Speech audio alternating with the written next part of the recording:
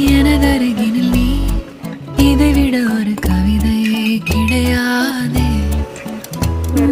நீ எனது உயிரினில் நீ இதைவிட ஒரு புனிதம் இருக்காதே. காற்றில் பூ போல நெஞ்சம் கூத்தாடுதே, கண்கள் பார்க்காத வெக்கம் பந்தாடுதே.